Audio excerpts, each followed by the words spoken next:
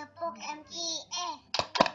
Menghafal Al-Quran, berakhlak mulia, hayya hayya hayya MKA.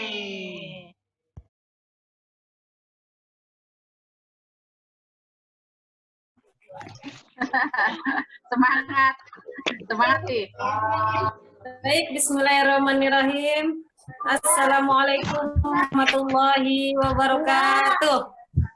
Waalaikumsalam warahmatullahi wabarakatuh. Apa kabar bunda-bunda semuanya? Semoga Alhamdulillah, luar biasa, Allahu Akbar. insyaallah bunda, alhamdulillah.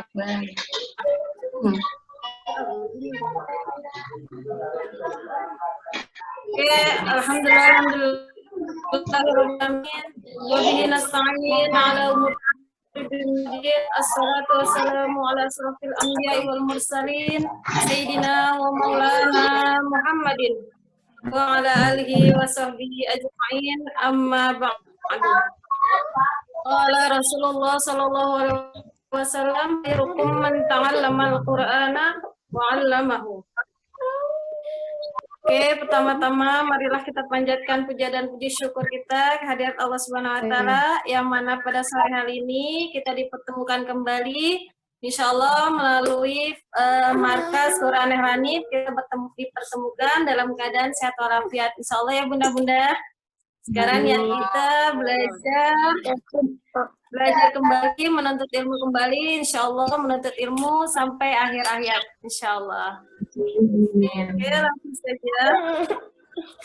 Terima kasih kami ucapkan kepada Ustazah Robiatul Adawiyah yang telah hadir. Ahlan Ustazah. Kenalkan saya Firha di markas Quran Hanif. Alhamdulillah memegang level 1 dan level 3. Ya, untuk bunda-bunda yang belum kenal, selama ini hanya lewat chat. Ya, seperti ini silakan saya Firha. Kita mendengar saja. Marilah kita buka acara kita sore hari ini dengan membaca Ummul Quran. Al-Fatihah. A'udzu billahi minasyaitonir rajim. Bismillahirrahmanirrahim. Alhamdulillahi rabbil alamin. Ar-Rahmanir Rahim. Maliki yaumiddin. Iyyaka na'budu wa iyyaka nasta'in.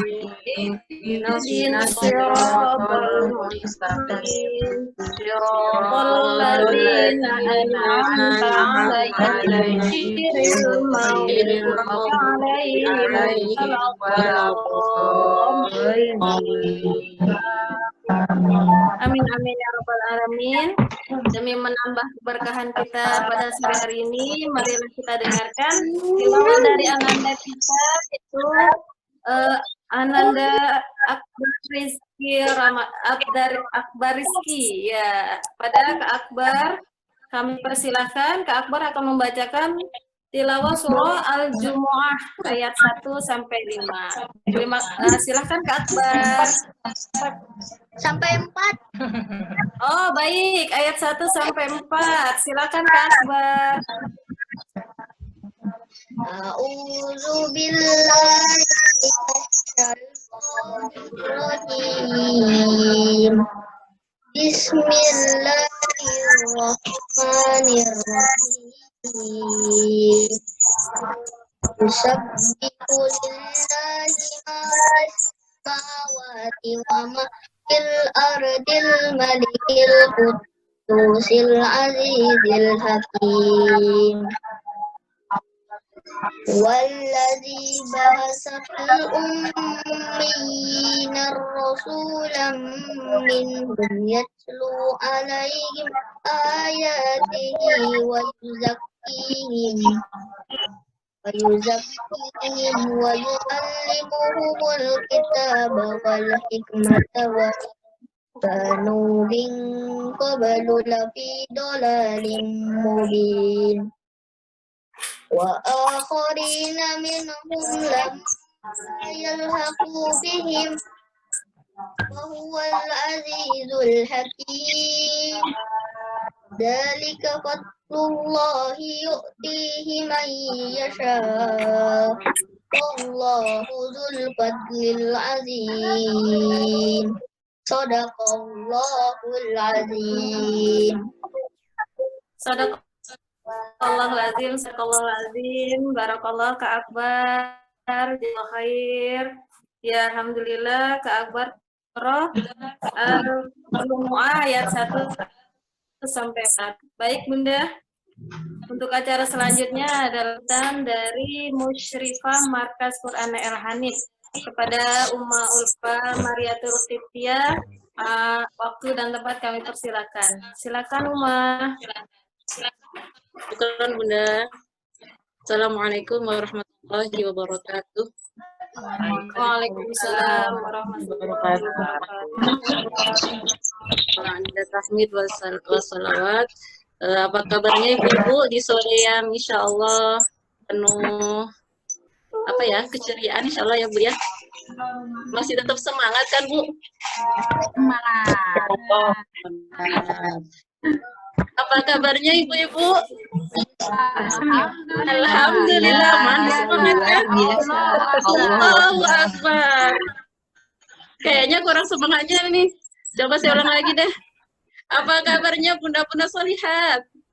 Alhamdulillah, luar biasa. Allahu Akbar. Alhamdulillah, terima kasih banyak ya Bunda. Mohon maaf ya ada paksaan sedikit. Biar kita suasananya lebih semangat Bu, biar nggak kayak pada ngantuk. Saya ucapkan jazakumullah khairan katsiran kepada para bunda, kepada ummahat yang sudah menyisikan waktunya untuk mengikuti taklim di sore hari ini. Mudah-mudahan bisa menambah wawasan kita ke depan, bisa membawa juga keberkahan dalam hidup. Pertama kalinya saya ucapkan kepada Ustazah Robiatul Adawiyah yang biasa perlu dipanggil Ustazah Wibi. Saya ucapkan jazakumullah khairan katsiran yang sudah bersedia mau bersamai kami untuk thalabul ilmi bersama Markas Quran El-Hanif. Beliau adalah teman saya waktu kuliah dulu. Dan saat ini beliau ingin berbagi ilmu bersama kita, bersama Markas Quran El-Hanif. Tentunya ilmu yang insya Allah akan bermanfaat bagi kita bersama. Dan juga beliau sebenarnya saat ini beliau dalam kondisi yang sibuk karena di rumahnya banyak tamu dan mendapat musibah. Beliau baru meninggal, tapi beliau masih menyempatkan untuk membersamai para mudah-mudahan waktu yang telah beliau sisihkan bernilai pahala di sisi Allah Subhanahu wa taala dan tidak sia-sia. Mohon maaf ya Ustazah sudah mengganggu waktunya dalam menjamu para tamu untuk membersamai kami di sini. Nah, mungkin itu yang bisa saya sampaikan. Salam kenal kembali kepada para ummahat yang saya juga baru lihat saat ini wajah-wajahnya. Mudah-mudahan ini adalah silaturahim yang Allah ridhoi karena silaturahim kita ini diwasilahi oleh Al-Quran ya Bunda ya. Mudah-mudahan kita juga termasuk orang-orang yang istiqomah, termasuk para pendidik yang istiqomah dalam membersamai ananda kita untuk menjadi generasi Qurani. Amin. Terima kasih ya kepada Bunda yang sudah bersedia menjadi MC dadakan. Saya kembalikan lagi ke Bunda. Nanti saya bantu untuk share tentang CV-nya Ustazah ya. Terima kasih Bun. Wassalamualaikum warahmatullahi wabarakatuh. Assalamualaikum warahmatullahi wabarakatuh. Jazakillah khair umat atas sampaiannya. Langsung saja ke materi inti yaitu yang akan yang dibawakan oleh Ustazah Adawiyah. Ya, ini kan CV-nya Ustazah Robiatul Adawiyah ya. Kurikulum vitae. Uma bisa ditampilkan saja Ma di laptop? Iya, baik. Oke, mari sambil menunggu itu Ustaz Robil Adawiyah yang akan menyampaikan beberapa poin dari materi di kitab Bulughul Maram ya, Ustazah. Ahlan wa sahlan Ustazah Robiatul Adawiyah. Ahlan bikum. Ya sudah, Umah. Oke, baik. Oke, Ustazah Robiatul Adawiyah. Domisili di Tasikmalaya, Jawa Barat. Saat ini beliau sudah menikah, ibu dari 3 putra dan putri. Begitu ya, Ustazah? Ya, untuk betul. pekerjaan saat ini yaitu guru tahfiz di pesantren Baitur Rahmah Purbuaratu Tasikmalaya. Guru di Madrasah Nawiyah Maflaul Khair. Minta pada guru Man 3 Kota Tasikmalaya. Baik. Pendidikan yaitu pendidikan terakhir Universitas Al-Azhar Kairo. Benar teman Uma ya, Ma? Ya, satu jurusan atau gimana, Ma? Beda. Dengan Beda jurusan, beda. Oh iya, satu kampus saja ya, Ma ya. Untuk pengalaman, wah subhanallah. Mengabdi pada pondok pesantren Gontor Putri ya, subhanallah. Gontor Putri. Begitu ya, Ustazah. Oke, langsung saja. Mari kita demi melancarkan acara untuk Bunda saat Ustazah Robiatul Adawiyah menyampaikan materi untuk menonaktifkan speakernya ya, Ustazah. Ya, mohon maaf. Jadi langsung saja kepada Ustazah Robiatul Adawiyah kami persilakan. Baik, Bismillahirrahmanirrahim. Kedengeran nggak suaranya? Kedengar Ustazah, sip. Bismillahirrahmanirrahim. Assalamualaikum warahmatullahi ta'ala wabarakatuh. Alhamdulillah. Alhamdulillahil wahidil qahhar. Alhamdulillahil wahidil qahhar al-azizil ghaffar. Mukawwiril laili 'alan nahar. Lidzawil qulubi wal absar. Wa li ulil albabi wal i'tibar. Asyhadu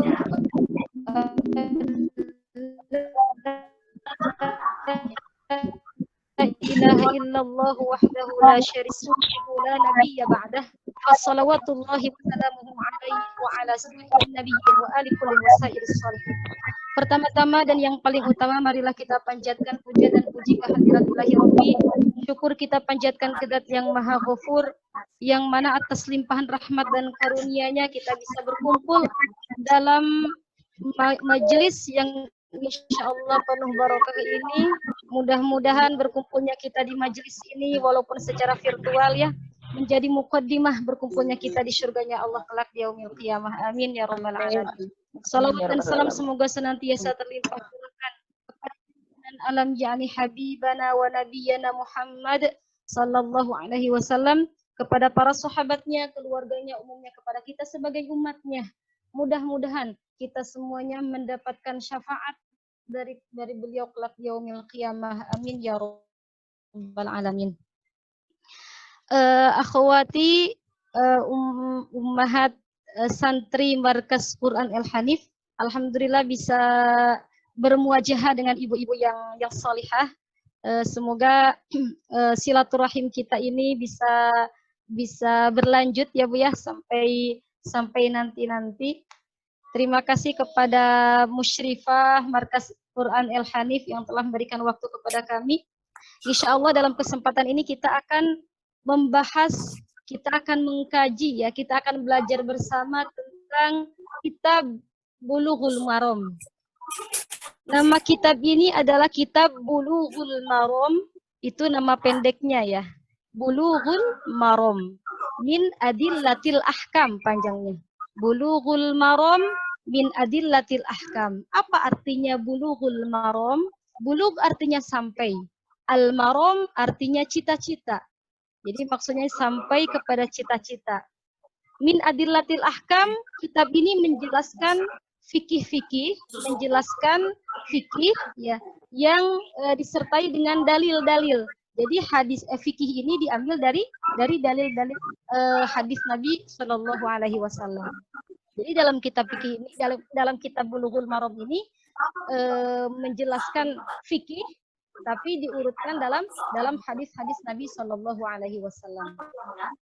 Kenapa saya memilih kitab Bulughul Maram ini? Kitab itu ada yang berbobot dan ada yang tidak berbobot.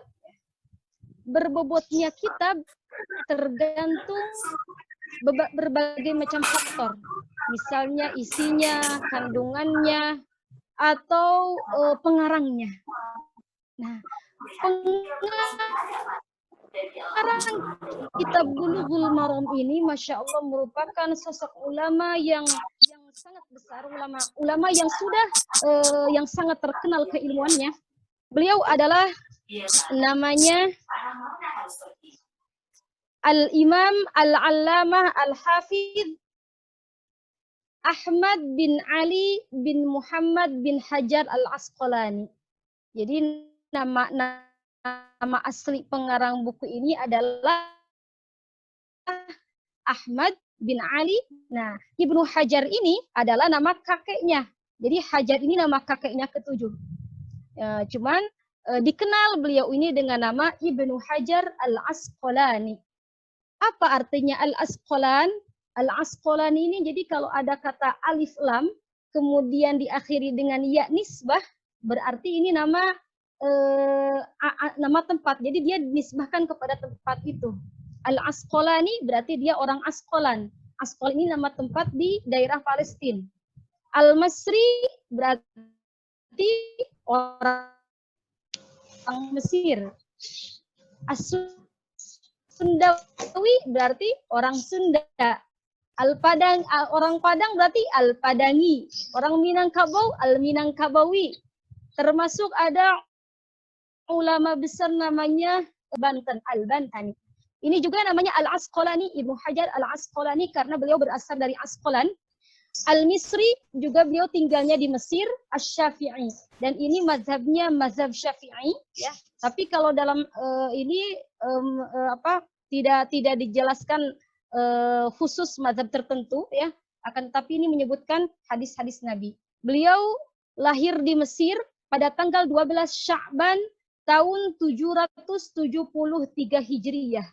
773 Hijriyah. Sekarang tahun 1443 ya. Berarti sudah 1000 tahun 1000 tahun yang lalu ya, 1000 tahun yang lalu. Wa nasya'a biha, dan beliau tinggalnya di Mesir. Akan tetapi sayang ketika masa kecilnya orang tuanya sudah meninggal.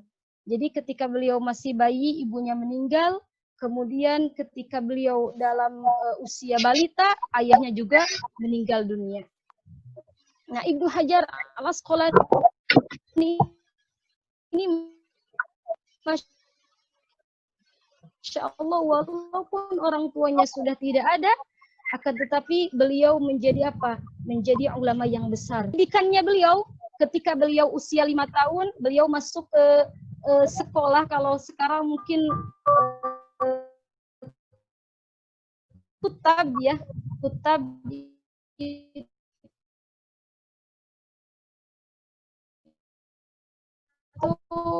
beliau menghafal Quran pada usia 9 tahun. Jadi usia 9 tahun sudah hafal Al-Quran. Masya Allah ya. Makanya markas Quran El-Hanif ini merupakan markas yang mencetak generasi-generasi Qurani. Ya, seperti Ibnu Hajar ini dari kecil beliau sudah menghafal Al-Quran sejak usia 9 tahun, dan beliau menghafal mutun ilm. Jadi matan-matan ilm dari mulai Umdatul Qori, matan-matannya menghafal banyak kitab. Seperti Al-Hawi As-Saghir, Mukhtar Ibnul Hajib, Mulhatul I'rab beliau hafal. Dan gurunya beliau ini sangat banyak sekali. selain beliau belajar di Mesir kepada banyak orang seperti Al-Bulqini, seperti Ibnul Mulaqin, seperti Al-Iraqi. Nah, setelah guru-gurunya yang di Mesir sudah dia temui, sudah dia ambil ilmunya, maka beliau rihlah ke negeri-negeri yang lain. Masya Allah ya, ini kebiasaan para ulama dalam mencari ilmu. Jadi suatu saat ada seorang ulama namanya Amir Asy-Sya'bi, beliau ditanya, "Ya Amir, kok kamu banyak sekali ilmunya? Min aina tajidu hadzal ilma kullah?" Dari mana ilmu ini kok banyak sekali? Engkau mempunyai ilmu yang sangat banyak, dari mana? Di antaranya apa? As-sayr fil bilad. Saya sering as-sayr, sering jalan-jalan ke negeri-negeri, sering berjalan traveling. Tapi travelingnya bukan untuk tanazuh, bukan untuk bertamasya. Cuman travelingnya untuk apa? Untuk thalabul ilmi. Ini kebiasaan bagaimana ulama-ulama terdahulu sering rihlah, tapi rihlahnya bukan untuk bertamasya, tapi rihlahnya untuk apa? Untuk thalabul ilmi. Begitupun Ibnu Hajar Al-Asqalani, setelah beliau mengambil banyak ilmu dari syuyukh-syuyukhnya di Mesirnya, beliau juga merihlah kemana? Ke negeri Mekah, ke Madinah, ke Damaskus, ke Palestina, ke Son'a. Son'a itu negeri di Yamannya. Dan dikabarkan, diriwayatkan bahwa guru beliau mencapai 450 guru. Masya Allah. Masya Allah. 450 guru. Kita sendiri, iya, kita sendiri coba, berapa sih guru kita? Mungkin di SD ada 6 guru, atau di sanawiyah ada berapa guru. Cuman kadang kita merasa sudah cukup gitu ya mendapatkan guru. Nah, ini Ibnu Hajar ini guru-gurunya atau syuyukh yang beliau mengambil ilmu dari mereka mencapai berapa? 450 guru, Masya Allah. Ya. Karangan-karangan beliau juga sangat banyak sekali. Di antara karangan Ibnu Hajar yang paling Masya Allah ya, yang paling besar adalah apa? Adalah Fathul Bari. Apa itu Fathul Bari? Fathul Bari ini adalah syarahnya kitab Sahih Bukhari. Fathul Bari ini yang sekarang siapa? Ibnu Hajar Al-Asqalani. Di antaranya Fathul Bari, Tahdzibut Tahdzib, Bulughul Maram yang akan kita pelajari ini, dan masih banyak lagi kitab-kitab yang beliau karang. Dikatakan karangannya yang beliau karang ada kurang lebih 150 kitab. Ada 150 kitab ya karangannya. Masya Allah ya. Jadi ilmu beliau dihabiskan untuk thalabul ilmi, juga untuk mengarang ilmu. Ibnu Hajar ini kemudian wafat pada tahun 852. Kalau tadi lahirnya tahun 773 Hijriyah, wafatnya tahun 852 Hijriyah. Berarti berapa tahun ya usianya ya? 773, wafatnya 758. Enggak hitung sendiri. Itu ya usianya, wafatnya tahun 852. Jadi Masya Allah, seorang Ibnu Hajar ini merupakan sosok ulama yang besar, yang semua orang kenal, yang dikenali keilmuannya baik oleh kawan maupun oleh lawan istilahnya ya. Jadi karena bobotnya seorang Ibnu Hajar ini, maka berbobot pula apa kitabnya.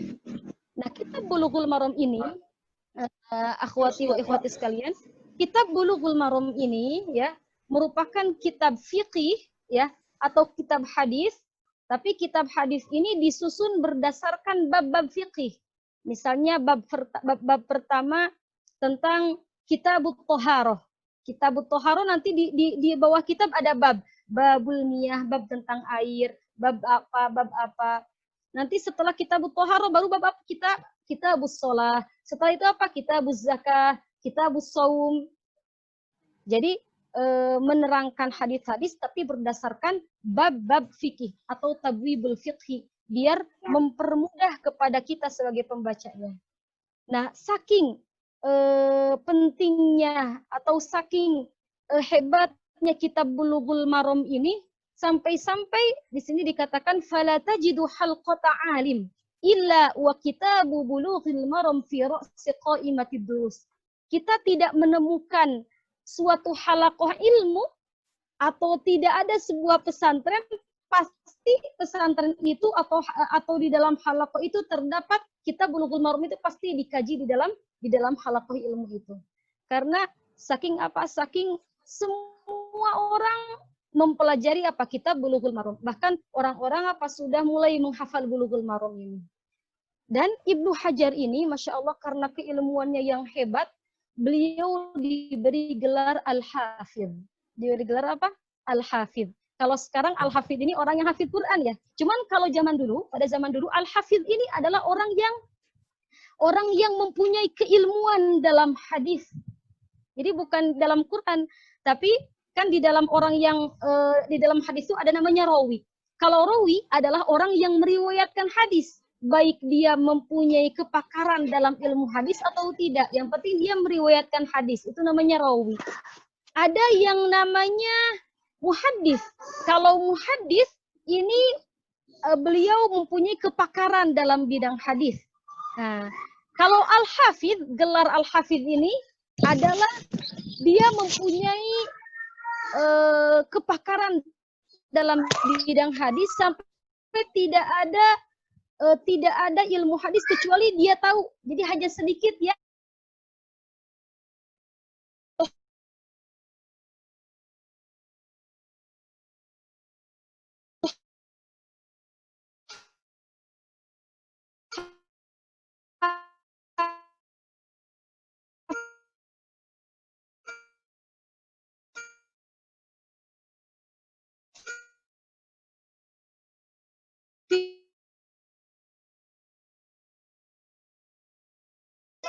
Orang yang menghafal 300.000 hadis dan mengetahui segala seluk-beluk tentang ilmu hadis.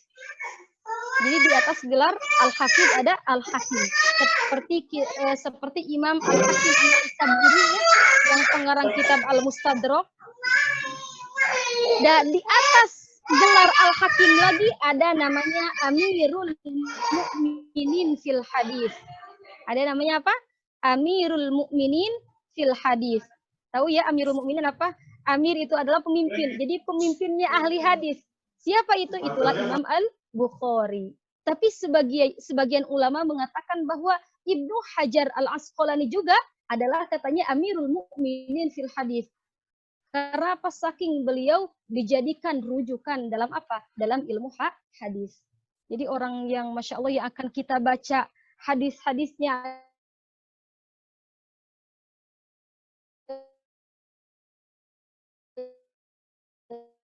atau yang akan kita baca kitab-kitabnya ini adalah merupakan seorang ulama yang jadi Al-Hafidh, beliau digelari apa? Al-Hafidh.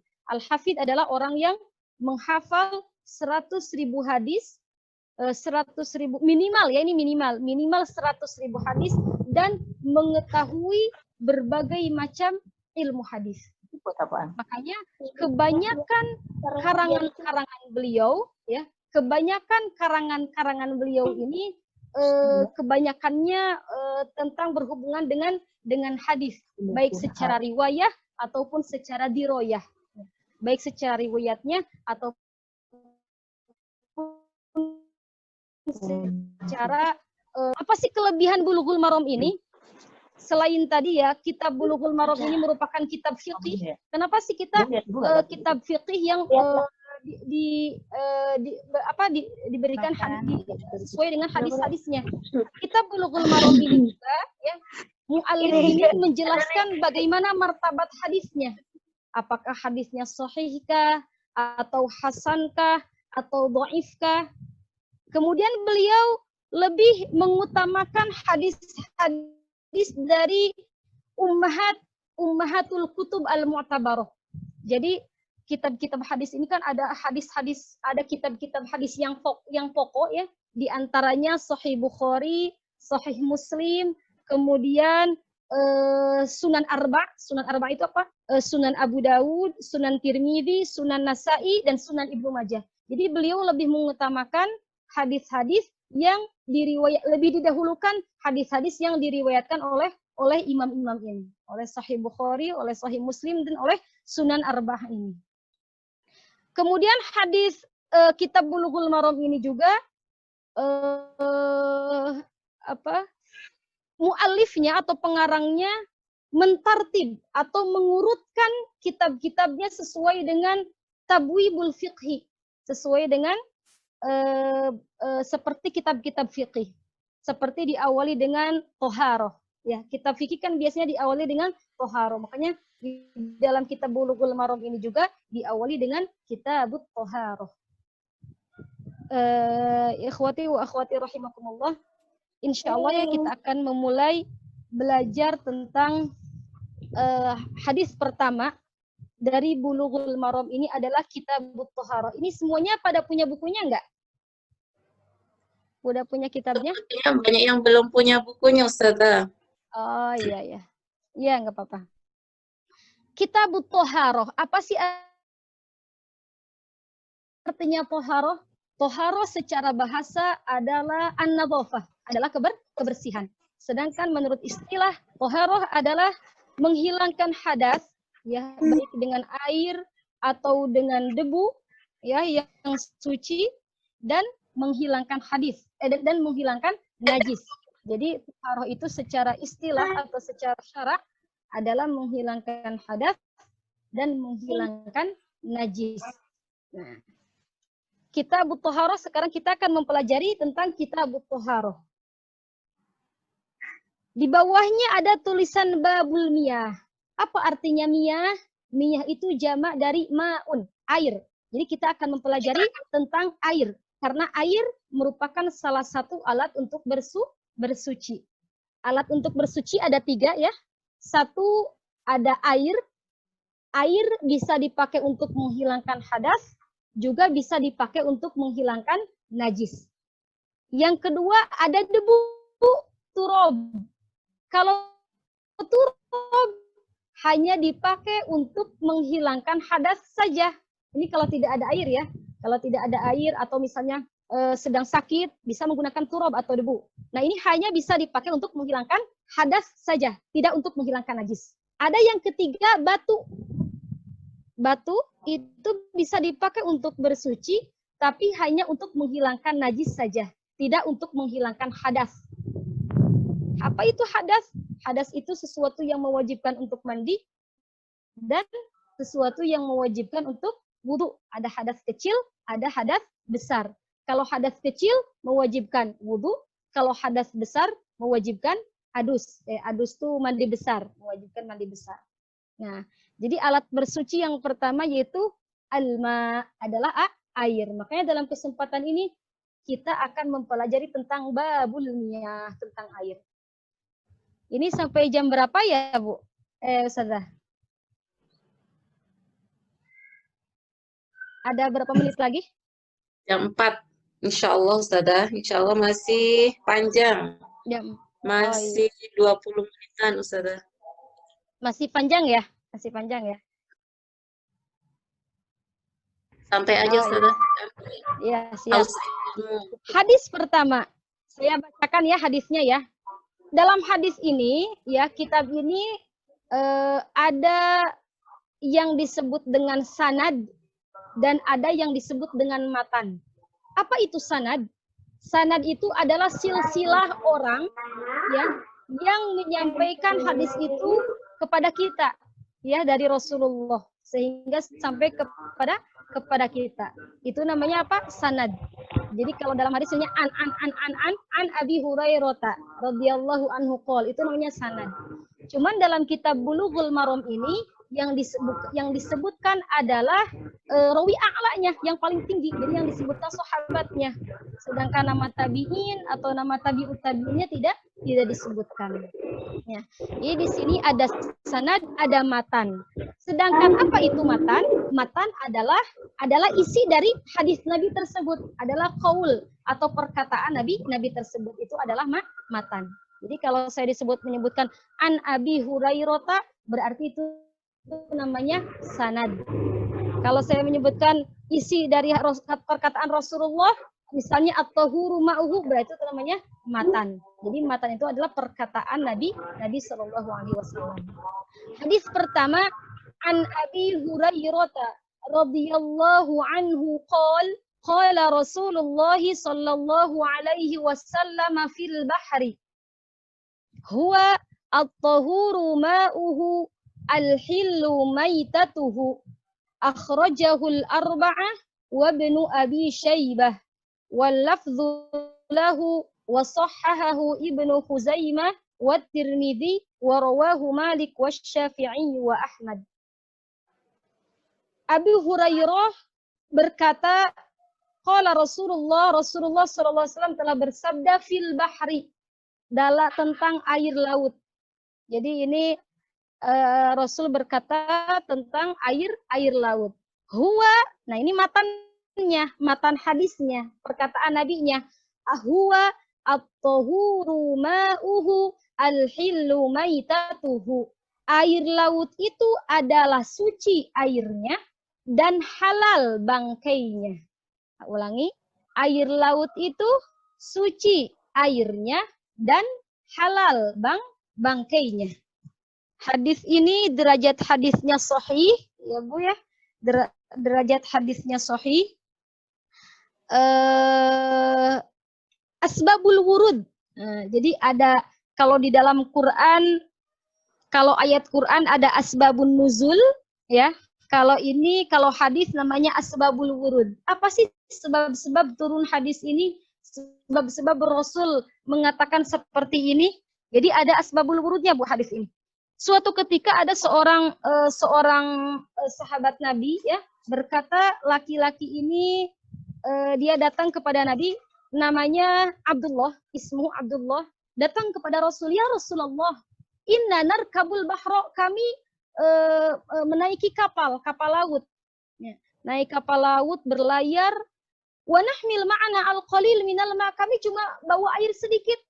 Fa in tawadda'na atishna, kalau kami wudu dengan air yang kami bawa dari daratan, maka kami akan kehausan. Akan tetapi maka kata dia, afanatawadda'u bihi, bolehkah kami berwudu dengan air laut? Ulangi. Jadi sahabat ini berkata, dia berlayar ya, berlayar naik perahu, berlayar, dia cuma mengambil air dari darat, cuma mengambil sedikit. Kalau dia minum atau kalau dia wudu dengan air yang dia bawa, maka dia akan apa? Akan kehausan. Karena apa? Habis airnya untuk wudu. Bolehkah kita berwudu dengan apa? Dengan air laut? Kata siapa? Kata laki-laki tadi. Maka Rasul menjawab, huwa al-hillu at-tahuru ma'uhu al-hillu maitatuhu. Maka Rasul menjawab, at-tahur, air laut itu at-tahur. Apa artinya at-tahur? At-tahur itu artinya suci dan mensucikan. Jadi dia suci secara zatnya dan dia bisa dipakai untuk mensucikan. Untuk mensucikan hadas, untuk menghilangkan hadas, dan untuk menghilangkan najis. Itu namanya tahur. Tahur itu suci dan mensucikan. Jadi atau air laut itu suci dan mensucikan airnya, juga apa? Halal bangkainya. Halal bangkainya. Kok Rasul di sini malah menjawab sesuatu yang tidak ditanyakan? Apa yang tidak ditanyakan tadi? Al-hillu maitatuhu. Padahal kan laki-laki tadi tidak bertanya apakah bangkainya halal atau tidak gitu ya. Tapi Rasul memberi jawaban langsung. Ya, seolah memberi jawaban padahal itu tidak ditanyakan. Nah, ini menunjukkan, kata Ibnu Arabi mengatakan, wadzalika min mahasinil fatwa, itu merupakan dari bagusnya fatwa. Karena apa? Untuk mendatangkan bagusnya fatwa karena mendatangkan jawaban di aksar mimma su'ila anhu. Jadi mendatangkan jawaban yang lebih banyak daripada apa yang ditanyakan. Jadi nggak apa-apa kalau ada yang bertanya kepada kita, kita memberi jawaban yang lebih, gitu ya. Itu adalah min mahasinil fatwa, memberi fatwa yang bagus. Jadi walaupun tidak ditanyakan, tapi Rasul langsung memberikan keterangan, seolah agar bagi orang yang bertanya tadi tidak keliru lagi bahwa selain airnya halal, ya juga apa? Airnya adalah bangkainya adalah suci. Ibu-ibu yang dirahmati Allah, air yang suci mensucikan itu yang dinamakan dengan al-ma'ul mutlaq. Apa Bu? Al-ma'ul mutlaq, air mutlak. Air mutlak itu adalah setiap air yang turun dari langit dan keluar dari bumi. Itu pokoknya patokannya. Secara singkatnya, air yang keluar dari bumi dan air yang turun dari langit itu adalah ma'ul mutlak. Dan hukumnya apa? Tohur. Tohur itu adalah suci dan mensucikan. Seperti apa Bu? Satu yang turun dari langit apa? Ma'ul mator, air hujan. Apalagi yang turun, yang keluar dari bumi, seperti mata air. Seperti apa lagi? Sungai. Sungai itu apa? Kalau cek bahasa Sunda mah walungan. Terus apa lagi?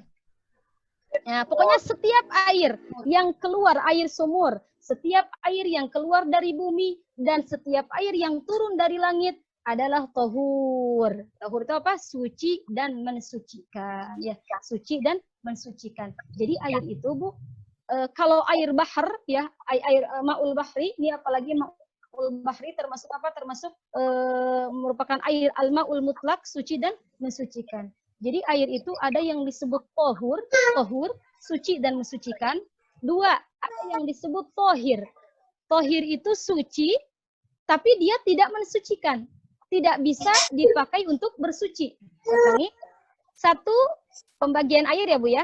Pembagian air ada 3. Satu, air tohur.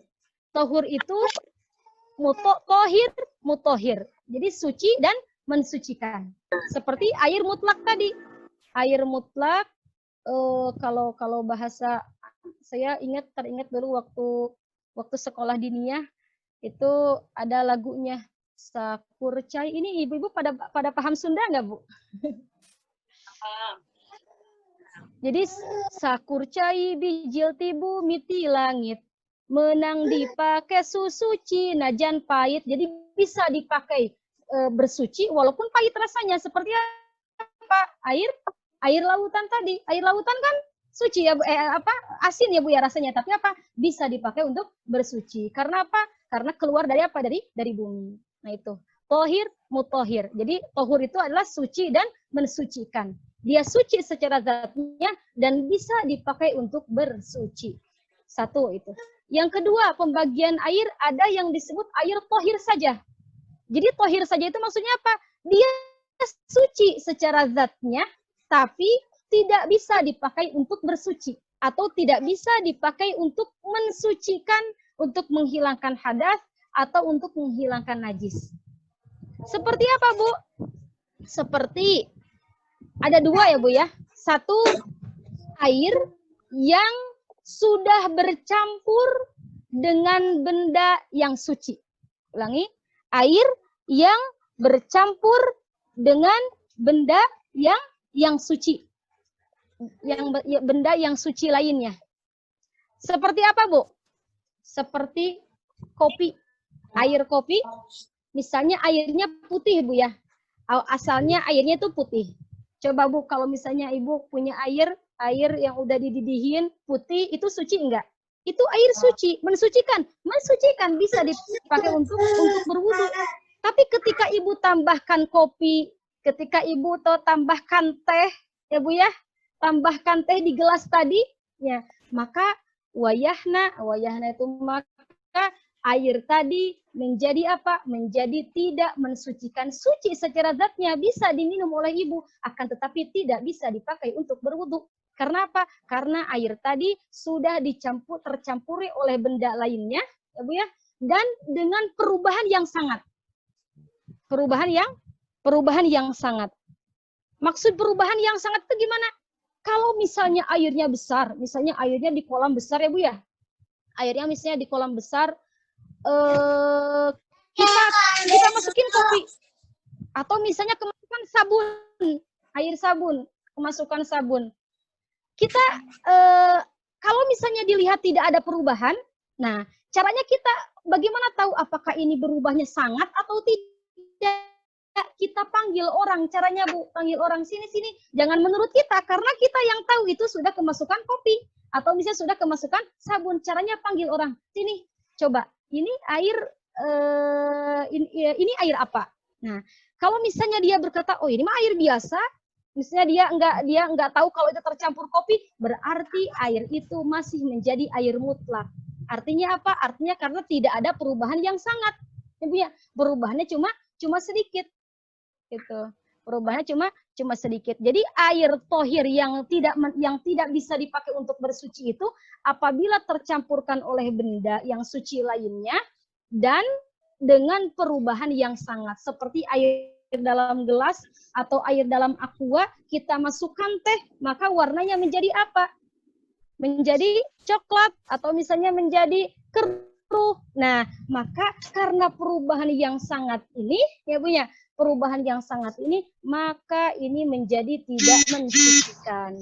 Dan karena airnya sudah apa namanya juga sudah tidak bukan air lagi. Ketika Ibu masukkan teh, maka namanya menjadi apa? Menjadi teh. Ketika Ibu masukin kopi di gelas tadi, maka namanya menjadi kopi. Ketika Ibu ada air putih dimasukin susu kental, maka namanya menjadi apa? Menjadi susu, bukan air. Iya, itu susu namanya. Nah, itu. Jadi sudah namanya juga sudah bukan air lagi. Jadi kalau air itu dimasukin oleh benda suci lainnya dengan perubahan yang sangat, maka itu suci tapi tidak mensucikan. Paham tuh Ibu? Bisa dipahami nggak sampai sini? Paham Ustazah. Ya. Yang kedua, air suci dan tidak mensucikan adalah air musta'mal. Apa itu air musta'mal? Air musta'mal ini, ya, tapi ini masih ada perbedaan pendapat ya Bu ya. Kalau dalam mazhab Syafi'i, air musta'mal ini adalah air yang sudah dipakai bersuci. Air yang sudah dipakai bersuci. Ini misalnya ada air sedikit, ada air di ember, Ibu. Ketika ada air di ember, kemudian kita masukkan air kita, masukkan tangan kita. Saya misalnya niat wudhu. Itu kan air di ember kan apa? Sedikit. Ya punya. Ibu dimasukkan untuk apa? Untuk berwudhu, masukkan tangan untuk berwudhu, maka apa? Maka menjadi musta'mal. Musta'mal itu apa? Musta'mal itu air yang sudah dipakai untuk bersuci. Atau digunakan untuk membasuh yang wajib. Misalnya gini Bu, ketika Ibu mengambil air wudhu, nah ini kan air yang ada dalam telapak tangan ini kan suci dan mensucikan. Bisa dipakai untuk berwudhu.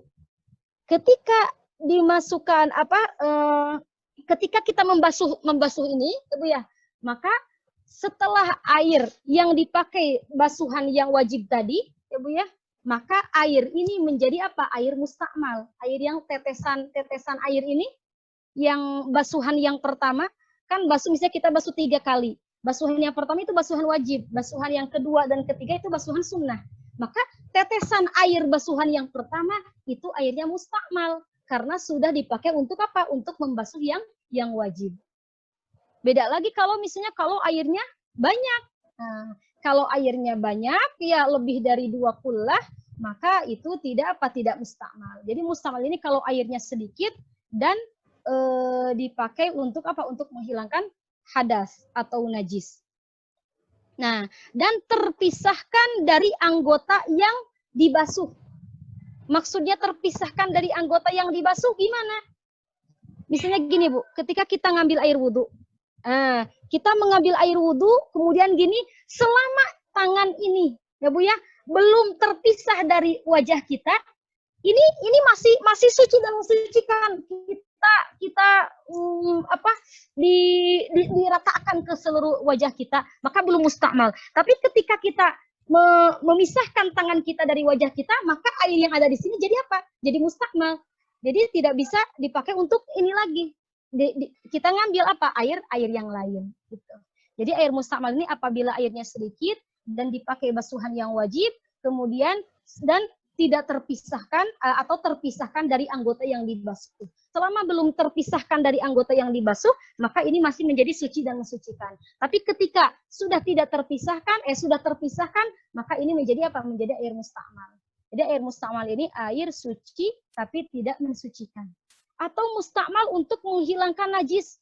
Nah, mustakmal untuk menghilangkan najis ini, misalnya Bu, airnya sedikit, ini ada 5 syarat ya.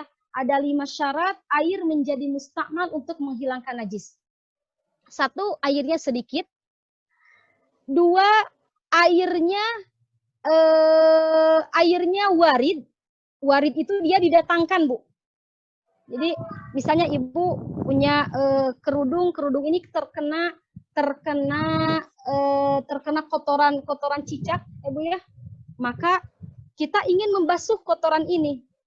Caranya, ya Bu ya, caranya kita guyurkan air. Nah, jadi airnya harus warid.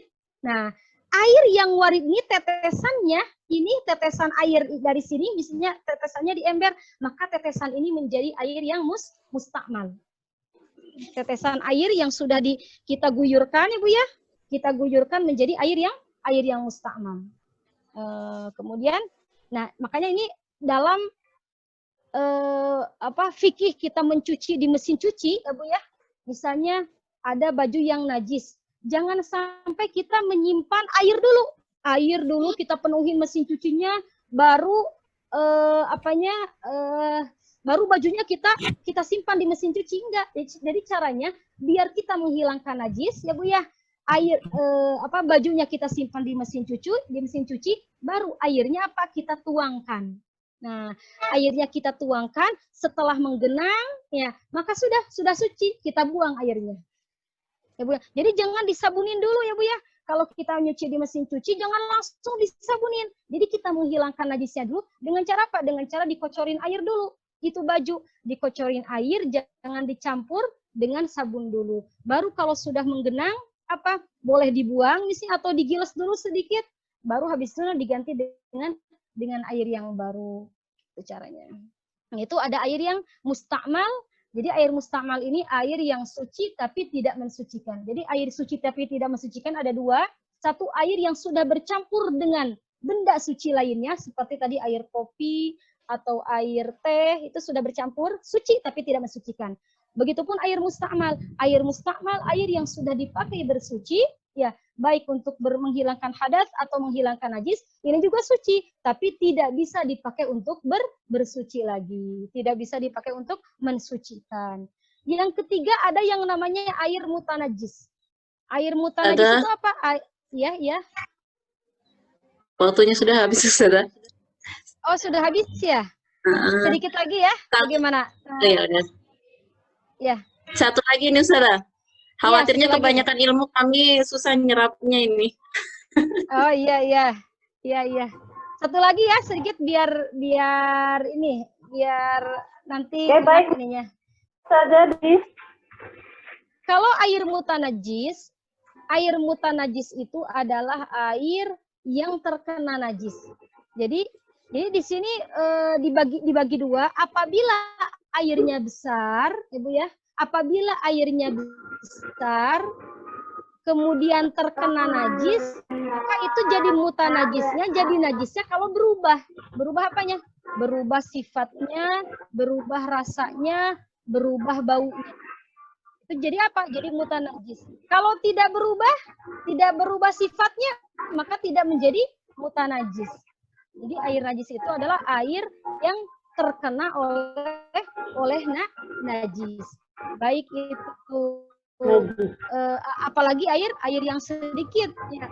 Air yang sedikit ada di ember, terkena cipratan pipis anak kita, maka wayahnanya air itu menjadi air mutanajis yang tidak bisa dipakai. Air besar jadi najis apabila terkena najis dan berubah sifatnya air yang 3, baik itu rasanya ataupun baunya ataupun warnanya.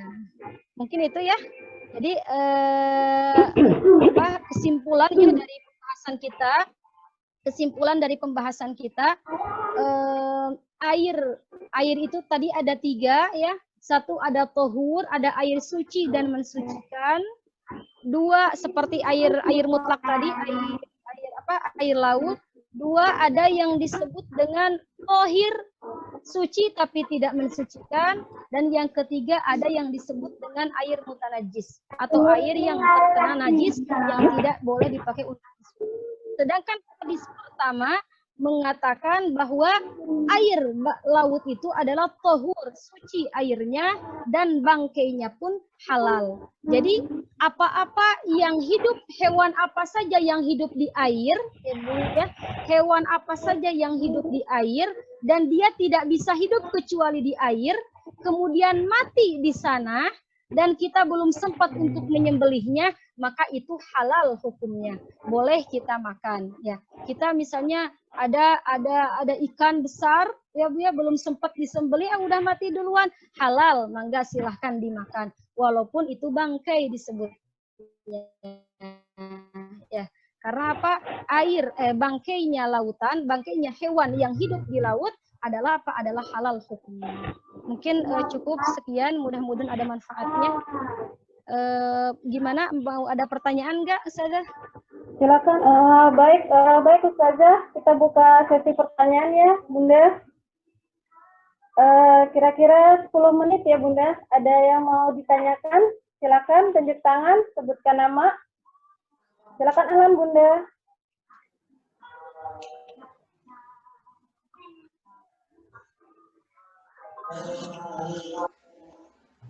Wah, sepertinya sudah pada ketemu semua nih Ustazah. Adakah yang mau ditanyakan, Bunda? Kalau tidak ada yang ditanyakan, baik. Bunda? Oke, silakan sebutkan nama, Bunda. Iya, Uma.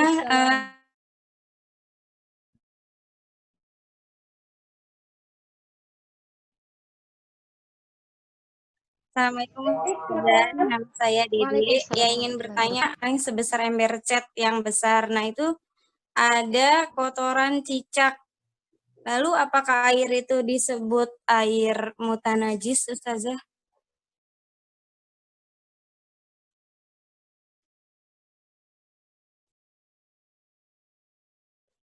Masih bisa dipakai tidak? Terima kasih. Ya, terima kasih. Di sini ulama, ya Bu ya, berbeda pendapat. Ada mazhab Maliki. Kalau mazhab Maliki mengatakan selama itu kan berarti kalau air di ember tadi kan air sedikit ya Bu ya, air sedikit yang kurang dari 2 kullah. Kalau mazhab Maliki mengatakan baik itu air sedikit atau banyak, Bu ya, kalau misalnya dia terkena najis, selama tidak berubah sifatnya, ulangi, selama tidak berubah sifatnya itu apa aja? Sifat air kan ada 3, ada warna, ada rasa, ada bau. Selama tidak berubah 3 sifat ini, maka tidak najis. Ya, maka tidak najis. Ini mazhab Maliki. Akan tetapi kalau mazhab yang 3 ini mazhab sebagian mazhab Hambali, kemudian mazhab Syafi'i dan mazhab Hanafi itu mengatakan apabila airnya sedikit, ya, maka itu menjadi najis walaupun tidak berubah sifatnya. Ulangi, walaupun tidak berubah sifatnya. Sebentar ya, saya ambil dari sini.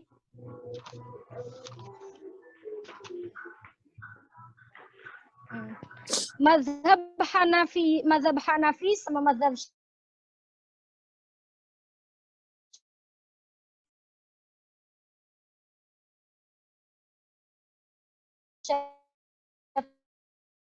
Syafi'i ini beliau membagi air itu kan kalau dia tidak berubah sifatnya maka itu menjadi apa? Menjadi najis. Beda dengan mazhab Maliki. Kalau mazhab Maliki mah baik itu berubah atau tidak, walaupun kalau airnya tidak berubah, Ibu ya. Kalau airnya tidak berubah, baik sedikit ataupun banyak, maka tidak menjadi mutanajis. Nah, cuman kita karena ini mengambil yang hati-hati ya Bu ya.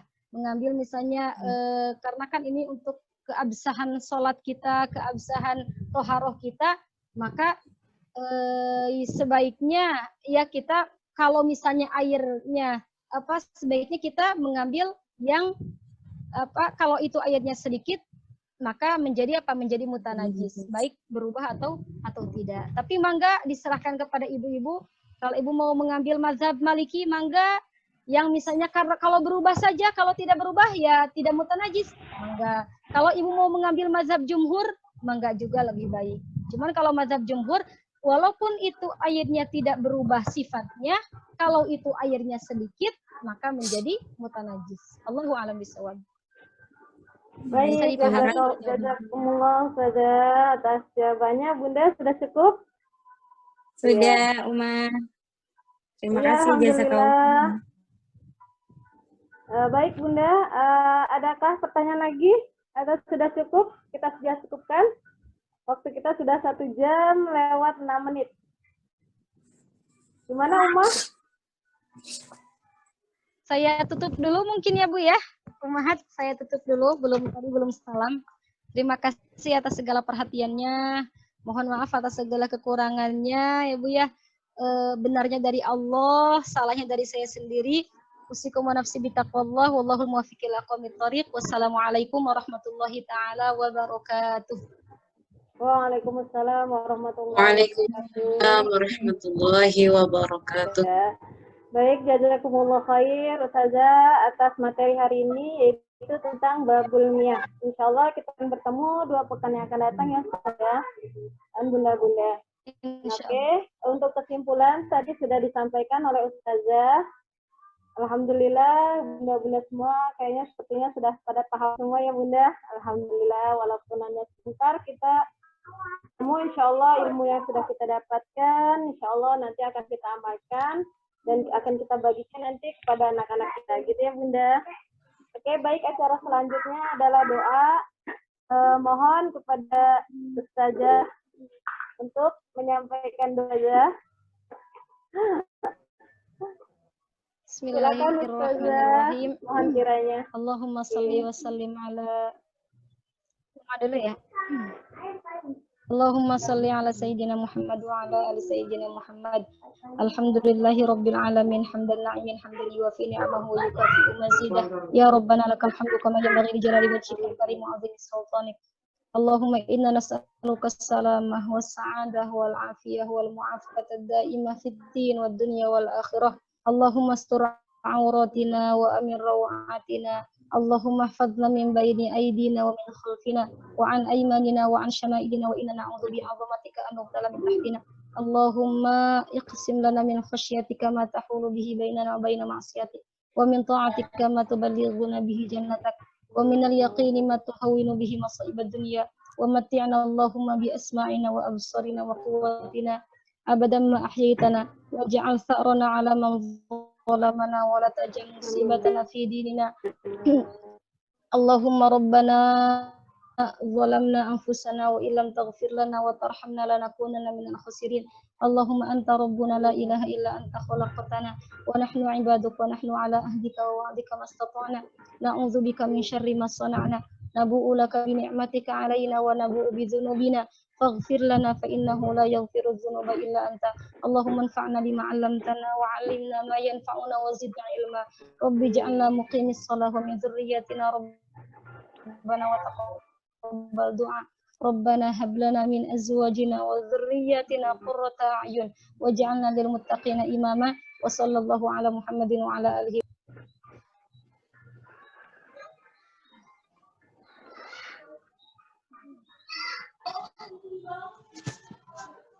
Amin. Ya Rabbal Alamin. Jazakumullah khair Ustazah. Kami ucapkan terima kasih banyak kepada para bunda yang alhamdulillah bisa bergabung pada kegiatan pembelajaran. Terima kasih. Allah akan berkelanjutan yang sudah. Semoga kita semua dalam keadaan sehat walafiat sehingga dapat kita pertemukan kembali selanjutnya. Amin ya rabbal alamin. Marilah Bunda kita tutup saja pertemuan kita pada kali ini dengan baca istighfar 3 kali. Astagfirullahaladzim. Astagfirullahaladzim. Astagfirullahaladzim. Astagfirullahaladzim. Subhanakallahumma wa bihamdika asyhadu an la ilaha illa anta astaghfiruka wa atubu ilaik. Barakallahu lakum. Mohon maaf dari saya apabila ada kurang-kurang kata yang salah. Barakallah. Terima kasih semuanya. Assalamualaikum warahmatullahi wabarakatuh. Waalaikumsalam warahmatullahi wabarakatuh. Semuanya terima kasih.